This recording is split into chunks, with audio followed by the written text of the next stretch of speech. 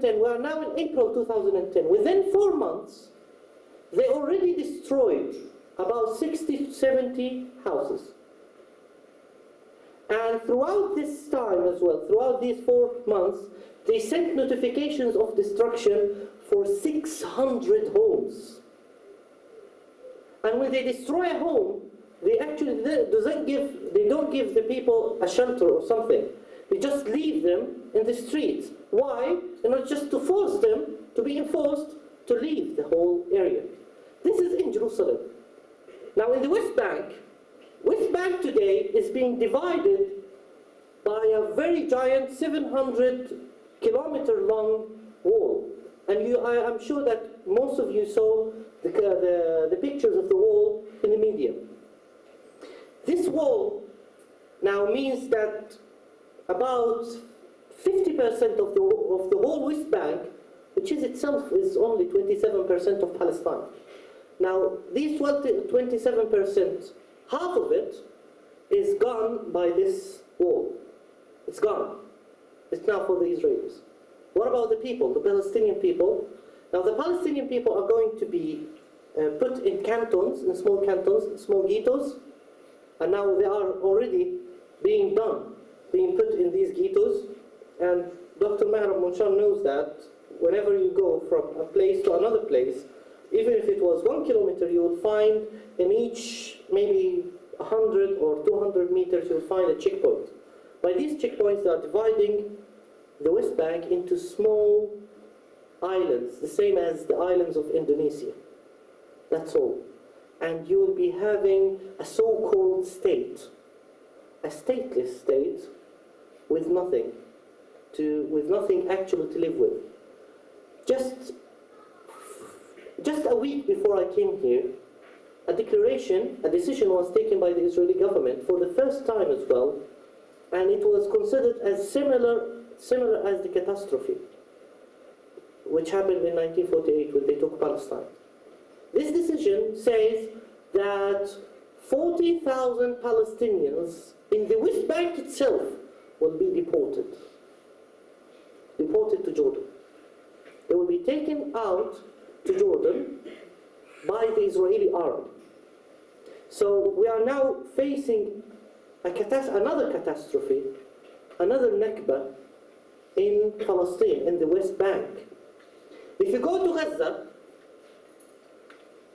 you know that Gaza is under siege, definitely. But there is another thing that is being planned for Gaza now. They are planning now for the second war on Gaza. And don't be surprised to hear that there is a war started, or there might be a war starting very soon on Gaza, because they were crushed in Gaza last war, and the Israelis were defeated actually in Gaza. So they have to do something in order to get back their pride, and this is what will happen through 2010. So they are now concentrating on Al-Quds, Jerusalem, on Al-Aqsa.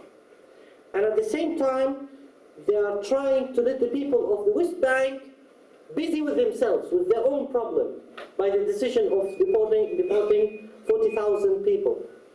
And at the same time, they are going to let the whole world be busy with another war on Gaza.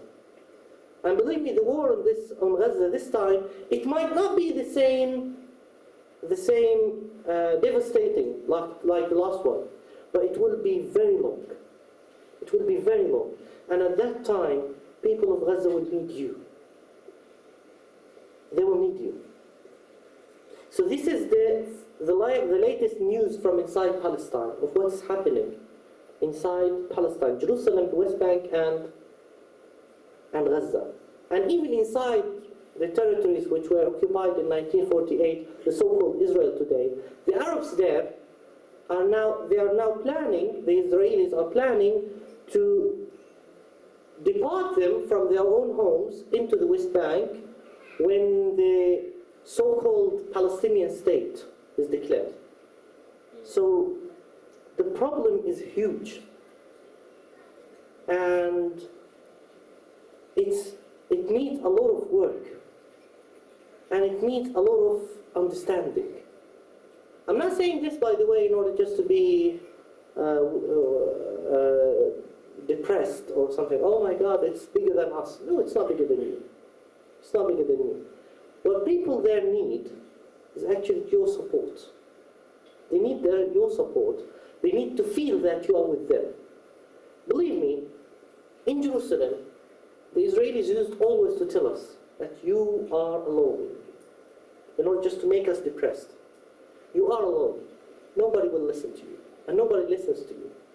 But when I went outside and saw how people outside the country, outside Palestine, actually feels for Palestine, and feels for Jerusalem, and feels for Al Aqsa Masjid, and feels for their brothers and sisters inside, I felt so happy. And I started phoning my brothers and sisters there, telling them that don't listen to those idiots. Don't listen to the media. People there care for you, and people there are trying to help you. This is why I hope that your call reaches them. This is why you must use every need, especially the media, in order to get, and I'm here talking to the organizers of this event in particular, you have to get your message delivered there inside, for the people to know that they have brothers and sisters waiting for them. And believe me, historically, Palestine was never being liberated or conquered from inside. It has been always liberated from outside. So the people inside Palestine are not the people who are going to liberate Al-Quds or Palestine. It's you who's going to do that. It is you. It is your role, not theirs. What is their role? Their role is only to live inside the country in order to apply one ayah from Al-Quran, which Allah Azza wa Jal said about Bani Israel, about those guys who are now occupying Palestine. وَإِذْ تَأَذَّنَ رَبُّكَ لَيَبْعَثَنَّ عَلَيْهِمْ إِلَى يَوْمِ الْقِيَامَةِ مَنْ يَسُومُهُمْ سُوءَ الْعَذَابِ. Allah Azza wa Jal has made a decision that He will send people against Bani Israel till the day of judgment, who are going to let them live in a very hard way. So this is the role of the people of Palestine, just to stay there, because when the Israelis see them inside, they feel, they can't live. They can't live with them. So this is the role of the people of Palestine. Your role is to help them. And believe me, one day they will need you personally to go there. I know it's quite hard and far, but Fly Emirates is there, don't worry. So you can just go there. Okay? So these are the latest news from inside Palestine, and this is my hope as well to everybody here, to understand that the whole issue that we are talking about is what is being planned to happen, not what is going to happen. They are planning to do so, but inshallah they will not be able to do so. They planned already to destroy Gaza, but they couldn't.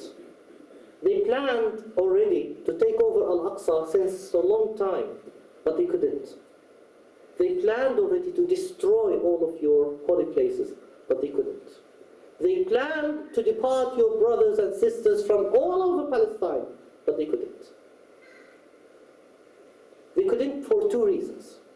One reason is the patience of your brothers and sisters inside there, and the second reason, which is more important than the first one, and which makes the first one, is actually your support to them.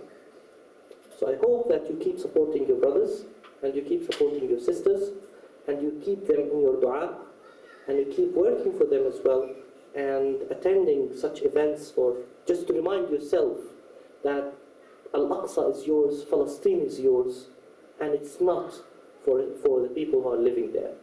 It's not for us, the Palestinians, it's yours. And you are going to be asked about Masjid al Aqsa on the Day of Judgment, when Allah will not ask you, did you liberate it or not? Allah will ask you, did you do anything for Masjid al Aqsa and for Palestine? And make sure not to say no. Okay? جزاكم الله خير. الحمد لله رب العالمين. السلام عليكم ورحمة الله تعالى وبركاته.